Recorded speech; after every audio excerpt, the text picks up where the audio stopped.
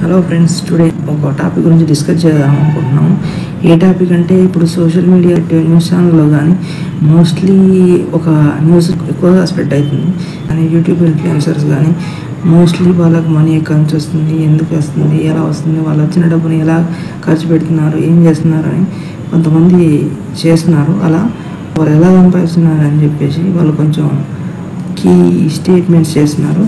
అందులో making they are allegation ఏం చేస్తున్నారంటే social media influencers, most of the influencers are promoting that illegal banned apps in their channels. So by that they are getting more money than the income from that YouTube. So first of all మనం అదొకటి అర్థం చేసుకోవాలి. Betting apps వాళ్ళు promote చేస్తున్నారు అంటే ఈ promo code use చేసి ఆ ప్రోమో కోడ్ యూజ్ చేసి ఏమని చెప్తున్నారేమో. వాళ్ళు చెప్పినంత మాత్రాన చేసే వాళ్ళంతా పిచ్చోళ్ళని నేను అనుకోను. వాళ్ళ ఇష్టం, వాళ్ళు ఏమైనా ప్రమోట్ చేయొచ్చు, చేసేవాడు ఎన్నైనా చేస్తాడు. బట్ మనం యూజ్ చేసుకునే మనం కాబట్టి వాళ్ళు ప్రమోట్ చేసేది కరెక్టా కాదా, తప్ప రాంగా ఫస్ట్ మనం అనలైజ్ చేసుకోవాలి కదా. మనంతలో మనం అనలైజ్ చేసుకొని అది కరెక్ట్ అయితే, మనకు నచ్చితే అప్పుడు మనం ఏదో దాన్ని ఏం డెసిషన్ తీసుకోవాలో ఆ డెసిషన్ తీసుకుంటాం. అది పెద్ద పాజిటివ్ ఆర్ నెగిటివ్ మనం ఆ డెసిషన్ తీసుకోగలుగుతాం.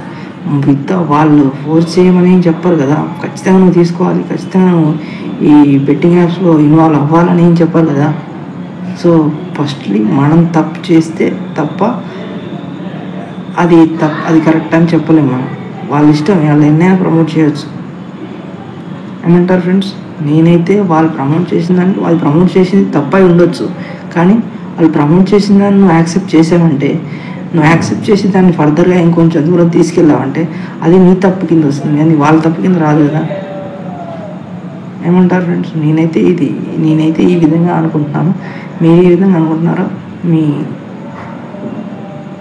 ఇష్టాన్ని you can express in any ways. Thank you all.